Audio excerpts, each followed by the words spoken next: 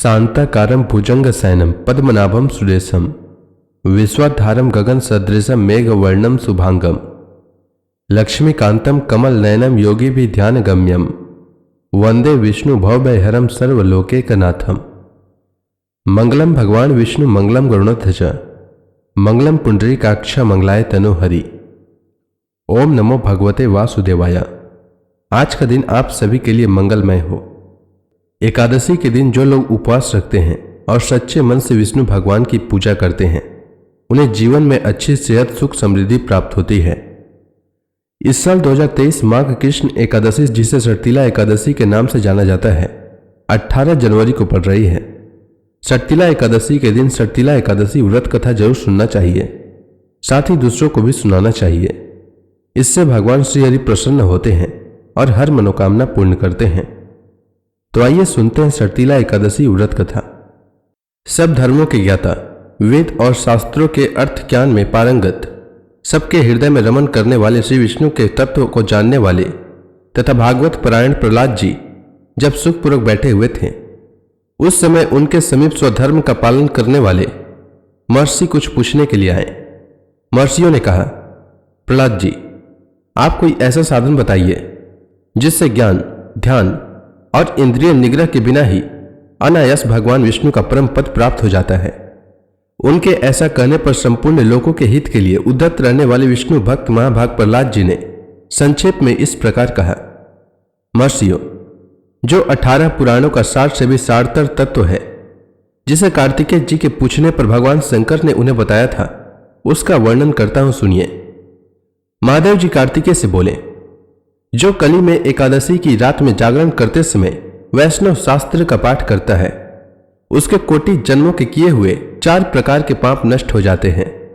जो एकादशी के दिन वैष्णव शास्त्र का उपदेश करता है, उसे मेरा भक्त जानना चाहिए। जिसे एकादशी के जागरण में निद्रा नहीं आती तथा जो उत्साह पूर्वक नाचता और गाता है, वह मेरा विशेष भक्त है। मैं उसे उत्तम ज्ञान देता हूं और भगवान विष्णु मोक्ष प्रदान करते हैं। अतः मेरे भक्त को विशेष रूप से जागरण करना चाहिए। जो भगवान विष्णु से वैर करते हैं उन्हें पाखंडी जानना चाहिए। जो एकादशी को जागरण करते हैं और गाते हैं, उन्हें आधे निमेष में अग्निष्टोम और अतिरात्र यज्ञ के समान फल प्राप्त होता है। जो रात्रि जागरण में बारंबार भगवान विष्णु के मुखार बिंद का दर्शन करते हैं, उनको भी वही फल प्राप्त होता है। जिनके वंश के लोग एकादशी की रात में जागरण करते हैं, वही धन्य हैं। जिन्होंने एकादशी को जागरण किया है, उन्होंने यज्ञ, दान, गया श्राद्ध और नित्य प्रयाग स्नान कर लिया। उन्हें सन्यासियों का पुण्य भी मिल गया और उनके द्वारा इष्टपूर्त कर्मों का भी भली भांति पालन हो गया। सदानंद, भगवान विष्णु के भक्त जागरण सहित एकादशी व्रत करते हैं, इसलिए वे सदा ही मुझे विशेष प्रिय हैं। जिसने वर्धनी एकादशी की रात में जागरण किया है, उसने पुनः प्राप्त होने वाले शरीर को स्वयं ही भस्म कर दिया। जो एकादशी की रात को जागरण करता है, वह भगवान विष्णु के स्वरूप में लीन हो जाता है।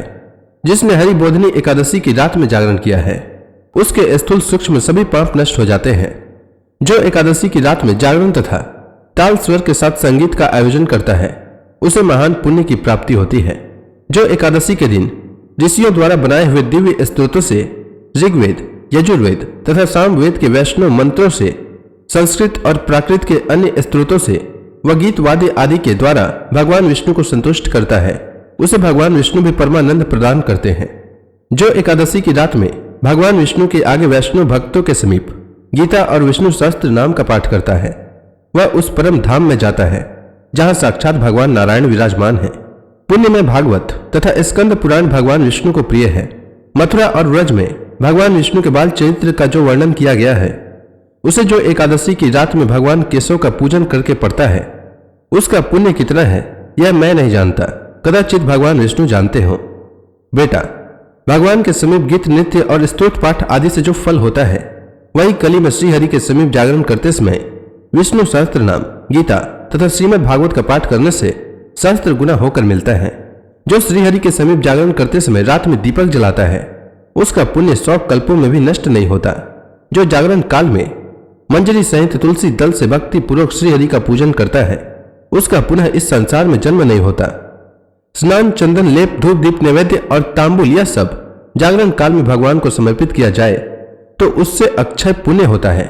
कार्तिकेय, जो भक्त मेरा ध्यान करना चाहता है वह एकादशी की रात्रि में श्रीहरि के समीप भक्ति पूर्वक जागरण करे।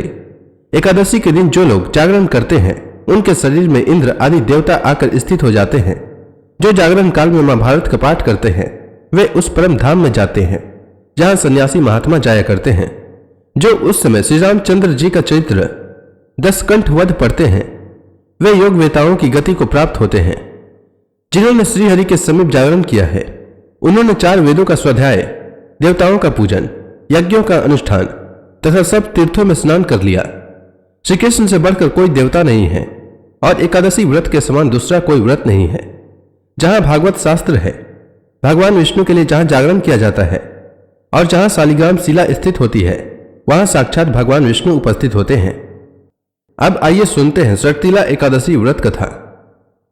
भगवान श्री कृष्ण के श्रीमुख से एकादशियों का महात्म्य सुनकर श्रद्धापूर्वक उन्हें प्रणाम करते हुए युधिष्ठिर ने कहा, हे केशव, आपके श्रीमुख से एकादशियों की कथा सुनकर मुझे असीम आनंद की प्राप्ति हुई है। हे मधुसूदन, कृपया कर अन्य एकादशियों का महात्म्य सुनाने की भी अनुकंपा करें। भगवान श्री कृष्ण ने कहा, हे युधिष्ठिर, अब मैं माघ मास के कृष्ण पक्ष की एकादशी जिसे षटतिला एकादशी के नाम से जाना जाता है उसकी कथा सुनाता हूं, तुम ध्यान पूर्वक श्रवण करो। एक बार दालभ्य ऋषि ने पुलत्स्य ऋषि से पूछा, हे ऋषि श्रेष्ठ, मनुष्य मृत्यु लोक में ब्रह्म हत्या आदि महापाप करते हैं और दूसरे के धन की चोरी तथा दूसरे की उन्नति देखकर ईर्ष्या आदि करते हैं। ऐसे महान पाप मनुष्य क्रोध, ईर्ष्या, आवेग और मूर्खतावश करते हैं और इसके बाद शोक भी करते हैं कि हाय, यह हमने क्या कर दिया। हे महामुनि, ऐसे मनुष्यों को नरक से बचाने का क्या उपाय है? कोई ऐसा उपाय बताने की कृपा करें जिससे ऐसे मनुष्यों को नरक से बचाया जा सके, अर्थात उन्हें नरक की प्राप्ति न हो। ऐसा कौन सा दान पुण्य है जिसके प्रभाव से नरक की यातना से बचा जा सकता है? इन सभी प्रश्नों का हल आप कृपया पूर्वक बताइए।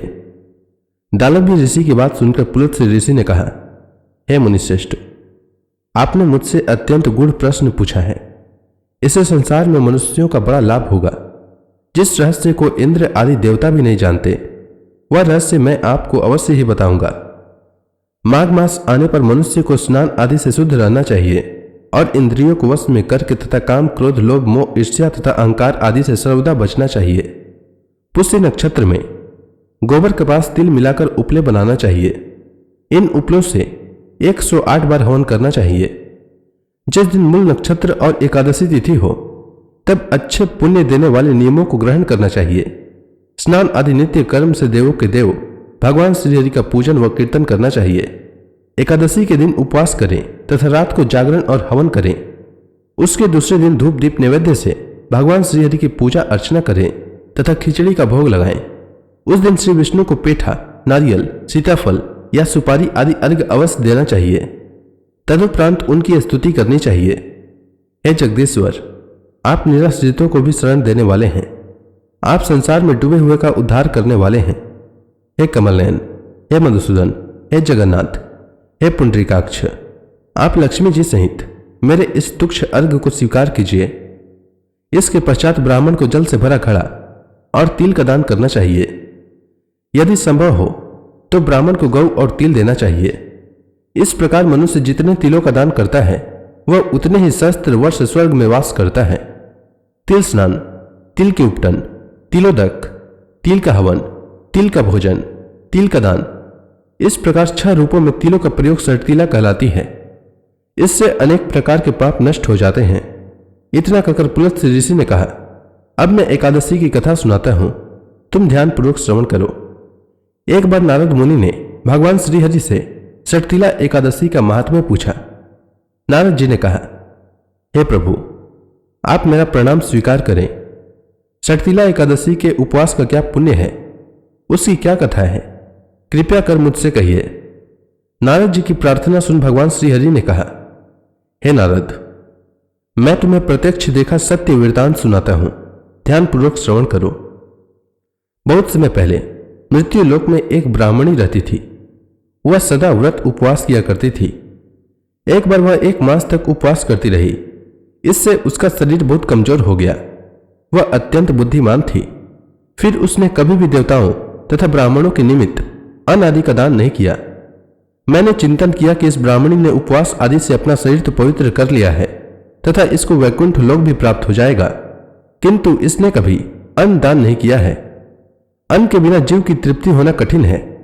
ऐसा चिंतन कर मैं मृत्यु लोक में गया और उस ब्राह्मणी से अन्न की भिक्षा मांगी। इस पर उस ब्राह्मणी ने कहा, हे योगीराज, आप यहां किस लिए पधारे हैं? मैंने कहा, मुझे भिक्षा चाहिए। इस पर उसने मुझे एक मिट्टी का पिंड दिया। मैं उस पिंड को लेकर स्वर्ग लौट आया। कुछ समय व्यतीत होने पर वह ब्राह्मणी शरीर त्याग कर स्वर्ग आई।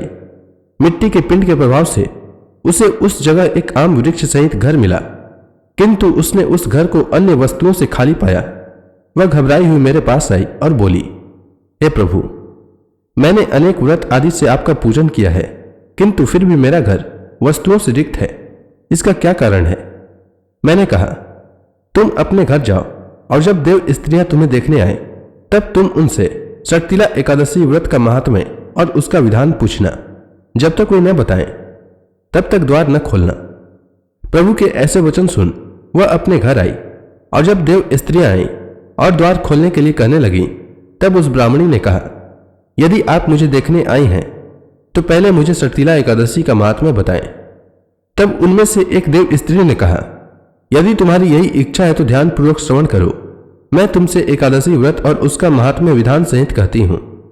जब देव स्त्री ने शर्तिला एकादशी का महात्म्य सुना दिया तब उस ब्राह्मणी ने द्वार खोल दिया। देव स्त्रियों ने ब्राह्मणी को सब स्त्रियों से अलग पाया। उस ब्राह्मणी ने भी देव स्त्रियों के कहे अनुसार शर्तिला एकादशी का उपवास किया और उसके प्रभाव से उसका घर धन धान्य से भर गया। अतः हे युधिष्ठिर, मनुष्यों को अज्ञान को त्याग कर शर्तिला एकादशी का उपवास करना चाहिए। इस एकादशी व्रत के करने वाले को जन्म जन्म की निरोगता प्राप्त हो जाती है। इस उपवास से मनुष्य के सभी पाप नष्ट हो जाते हैं। इसलिए मनुष्यों को शर्तिला एकादशी का व्रत अवश्य करना चाहिए। उम्मीद है आपको शर्तिला एकादशी की कथा अच्छी लगी होगी। अगर आपको यह वीडियो अच्छी लगी हो तो कमेंट सेक्शन में ओम नमो भगवते वासुदेवाय लिखना न भूलें। धन्यवाद।